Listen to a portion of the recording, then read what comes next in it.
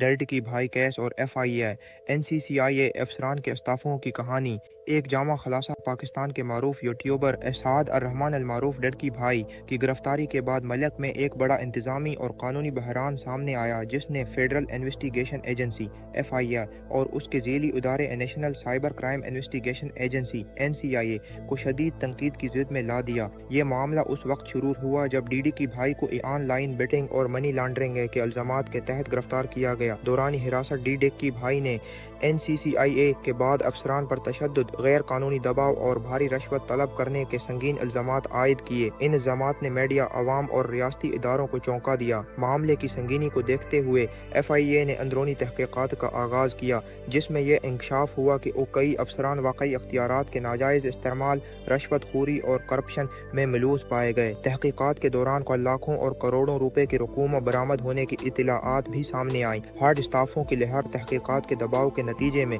نومبر 2075 میں NCCIA کے 59 افسران نے اپنے عہدوں سے استعفے دے دیے۔ ان میں additional director, deputy director, assistant directors اور دیگر افسران شامل تھے۔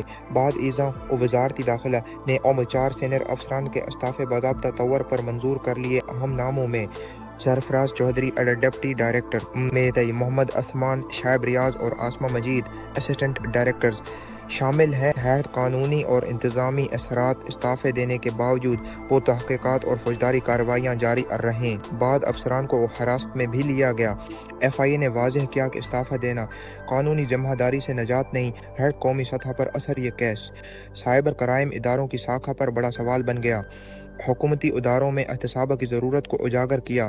عوام میں یہ پیغام گیا کہ طاقتور افسران بھی قانون سے باداتر نہیں ہے۔ نتیجہ ڈیڈ کی بھائی کیس محض ایک یوٹیوبر کا معاملہ نہیں رہا، بلکہ یہ ریاستی اداروں میں کرپشن کے خلاف ایک ٹیسٹ کیس بن گیا، جس کے نتیجے میں بڑے افسران کو استعفے دینا پڑے اور FIA NCCIA میں اصلاحات پر سنجیدہ بحث شروع ہوئی۔ یہ واقعہ مستقبل میں شفاف تحقیقات، انسانی حقوق کے تحفظ اور ادارہ جاتی احتساب کے لیے ایک اہم مثال بن چکا ہے۔